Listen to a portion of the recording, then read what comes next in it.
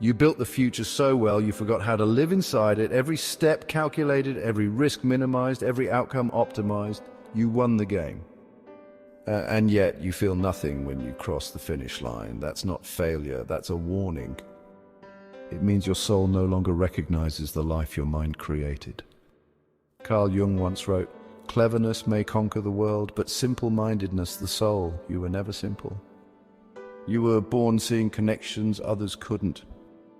Your mind, even as a child, reached beyond the surface. You were praised for being insightful, strategic, brilliant. But no one warned you. When you live from your head alone, you risk starving everything else. Your gift became your identity. And your identity became a mask. One that looked like strength but concealed a slow, quiet hunger. Not for answers, you had plenty of those, but for presence, for warmth, for meaning that doesn't need to be explained. What if your brilliance wasn't built on clarity but on fear? Fear of chaos, fear of vulnerability, fear of being known beyond your utility. You mastered control. But you don't feel safe. You're surrounded by structure. But you don't feel home. And that ache you feel in the spaces between tasks, that's not burnout, it's not depression. It's the sound of your soul knocking. You didn't lose it. You abandoned it, one calculated choice at a time, 1,000 little trades, feeling replaced with function, sensation replaced with efficiency, joy reduced to a checkbox labeled reward. And now even silence feels sharp, because it reminds you of everything you've postponed for someday. And someday keeps moving further away. This isn't about weakness, it's about disconnection. From the parts of yourself you didn't know you were allowed to keep. Once you were whole, you felt music in your chest, you wept at endings, you laughed without context. You stared at the sky and got lost. But the world praised your focus. So you trimmed the excess, you sharpened your edges, you made yourself useful.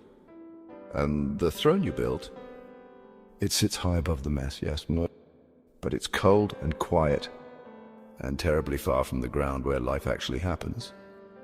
Maybe that's why you're here. Not for a new strategy, but for permission to stop pretending you don't miss the parts of you silenced. Because somewhere in your body, beneath the plans and the performance, there is no version of success that makes up for the loss of your soul. And no future is worth building if you're not allowed to feel alive when you arrive.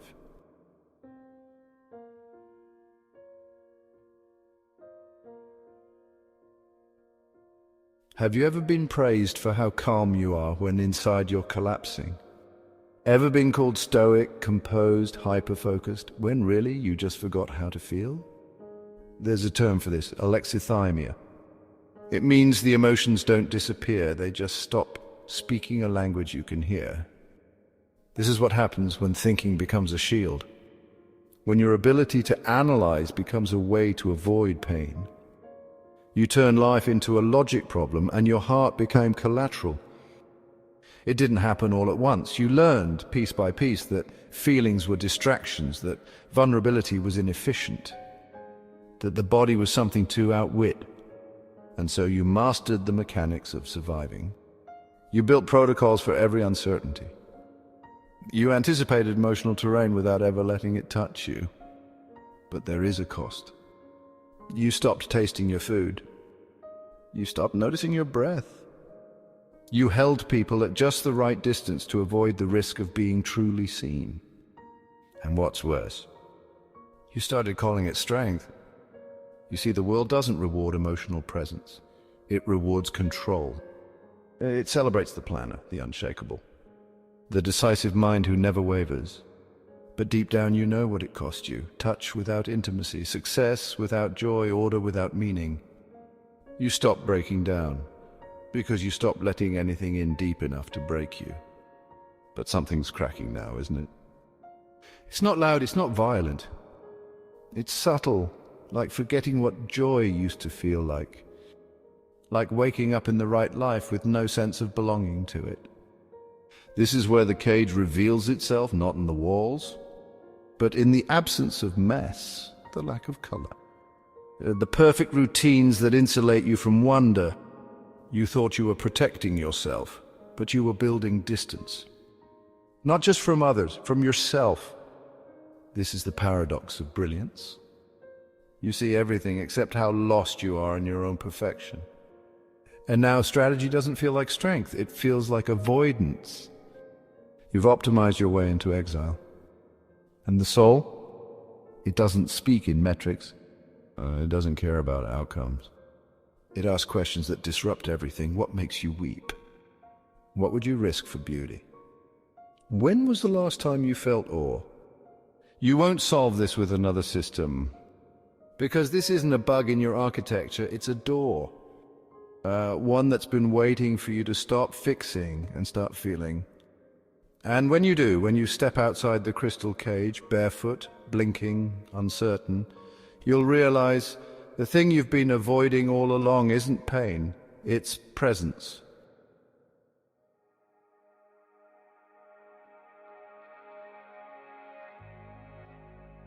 You don't notice the soul leaving at first. It doesn't slam the door, it drifts, quiet, polite. Invisible beneath your relentless forward motion, you keep performing, you keep planning, you keep winning. But inside, something begins to loosen, a thread you didn't mean to pull, but now that it's unraveling, you realize how fragile the whole thing was. You thought you were holding it all together. But what if it was only your numbness that made it seem manageable? Then one day in the middle of some minor task, your mind goes blank. And not in the peaceful, meditative way, in the empty way. The I don't know why I'm doing this anymore way. You try to shake it off, get back on track, but track implies direction. And you've forgotten what this was all for? This is where it happens. Not in fire, but in fog. Carl Jung called it the shadow, the parts of yourself you exiled so thoroughly you forgot they were yours. It doesn't just show you your wounds, it shows you the places that have already gone numb. And that's more terrifying than pain, because pain means you still care. But numbness, that means the soul has gone silent. The shadow doesn't attack you, it surrounds you, like water filling a room. And suddenly you realize you can't remember the last time you felt joy without guilt, or rest without justification, or love without fear. This is the emotional collapse no one talks about. Not the kind that puts you in a hospital. The kind that lets you function but not feel. You're still answering emails, still meeting deadlines, still making people proud. But at night when the noise quiets, you feel it, the ache beneath the accolades. The terrifying truth that you have become a beautifully functioning ghost. And then a story returns, maybe from childhood. Maybe from a book you didn't understand when you first read it, Orpheus. The man who descended into the underworld to bring back the one thing he loved most. He sang so beautifully he moved even death to mercy. But when he turned too soon, when doubt overcame devotion, he lost her forever. That's you, isn't it? Descending into yourself, searching for something you can't quite name. Trying to recover the part of you that felt before doubt turned you away. Or maybe it's Wilde's nightingale. The one who bled herself onto a thorn to give a rose to a man who never understood the cost. And you wonder now how many people gave you roses you didn't know how to hold. How many songs did your soul try to sing before you dismissed them as impractical? The collapse isn't the moment you fall apart. It's the moment you realize you've been living without music. And that the silence you mistook for peace was actually the absence of your own heartbeat. That's when the voice comes. Not external, not divine, just real. The part of you that still remembers. Still aches, still waits. It doesn't scream, it doesn't shame you. It just says, I'm still here, and I'm not leaving. But you have to come back differently. This isn't a breakdown, it's a descent. And like every soul in every myth, you don't return from the underworld without bringing something precious back. Not more answers, not more clarity, but humility and presence. And the first small tear that means that you're real again.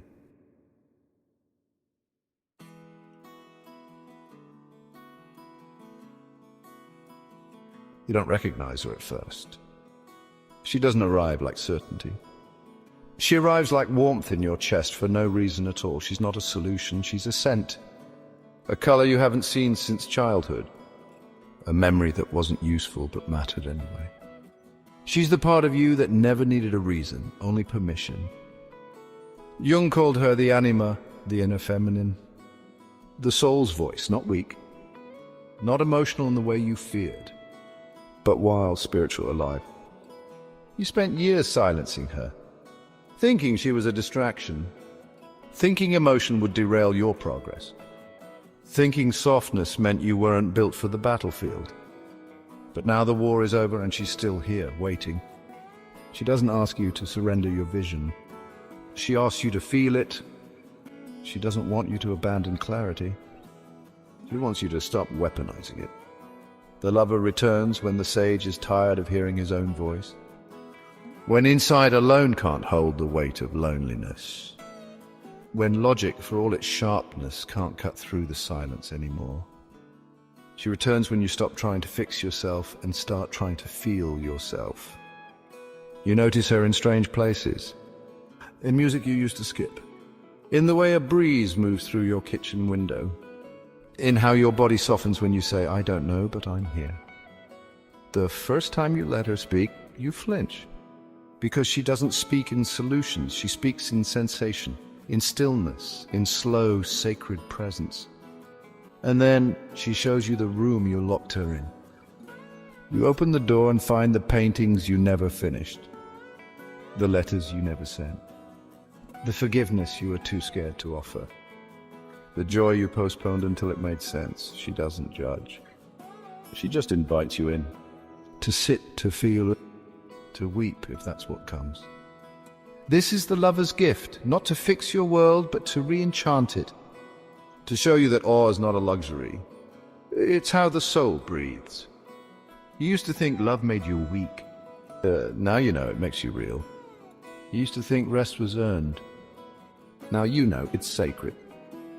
You used to think silence was empty. Now you know it's where the music waits to begin. She doesn't change your path. She walks it with you. And in doing so, changes everything. This is not the end of your brilliance. It's the beginning of your embodiment, not a strategy, not a breakthrough, but the slow, beautiful return to being human, and whole and here.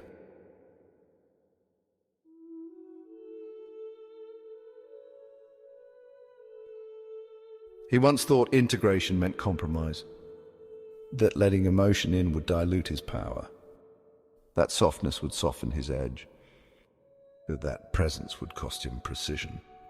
But the opposite was true. What emotion gave him was clarity. Not the clarity of calculation, the clarity of truth. Jung called this individuation, the point at which the conscious and unconscious no longer fight, where the sage and the lover stop interrupting each other and begin finally to listen.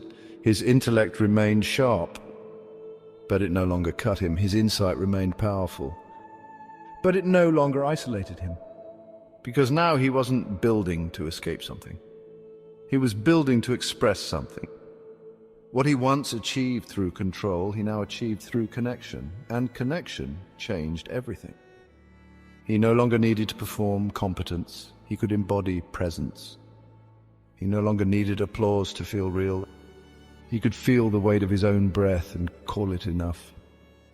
This was a different kind of leadership, the kind that doesn't require a title or a following, just truth. He had descended into the underworld like Orpheus, searching for the soul he abandoned. But this time when he turned back, he didn't doubt, he didn't flinch, he held her hand. And they returned together. That was the marriage. Not of man and woman, but of mind and soul, of clarity and care, of function and feeling. He could now say, I understand, and mean it not just intellectually, but in the quiet, embodied way that made people feel safe just standing next to him. His wounds hadn't vanished, but they had become portals. Not for pain, but for empathy. He saw others differently now. The calm co-worker who hadn't cried in years. The polished executive who hadn't felt joy since his first promotion. The teacher who lit up every room except her own heart. The friend who helped everyone and never asked for help. He recognized them because he had been them. He didn't try to save them. He simply stayed with them, the way no one had ever stayed with him. He no longer saw emotional presence as weakness. He saw it as courage. He no longer saw control as a virtue.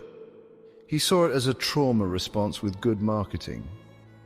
And slowly, effortlessly, the power that used to drain him now moved through him.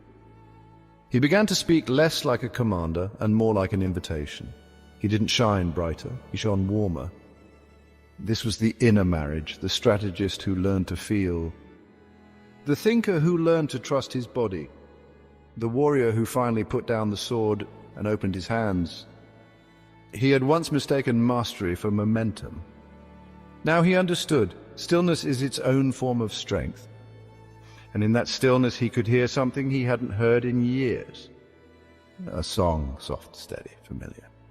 It was the sound of his life finally being lived.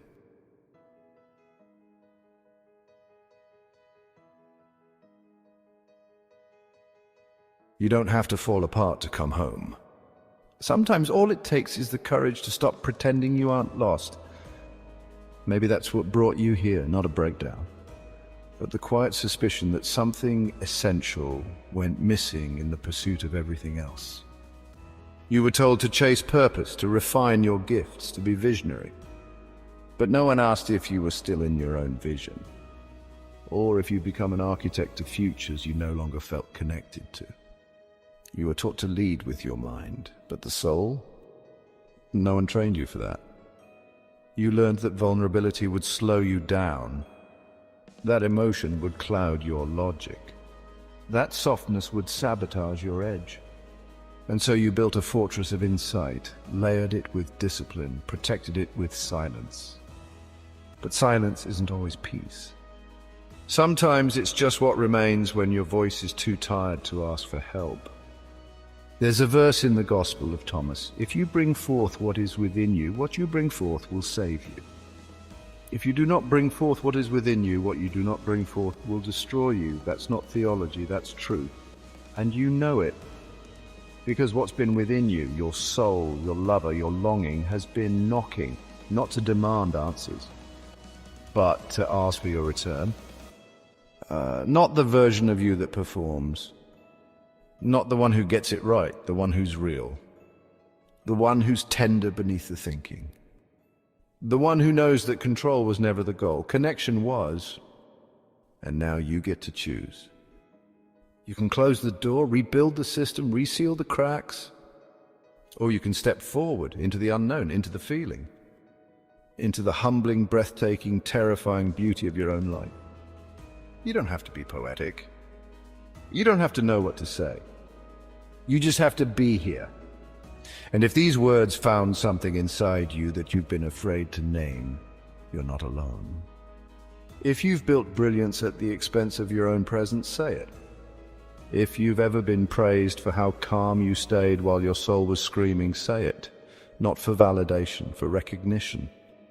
Because maybe the real reason you're here is not to be taught anything new, but to remember what your soul has known all along, that your mind was never meant to lead alone. And now that you've returned to your body, to your breath, to your buried music, what you build next won't just be visionary, it will be alive. And someone else watching from their own crystal cage will see you and recognize themselves. And take their first breath too. The door is open, say something or just step through.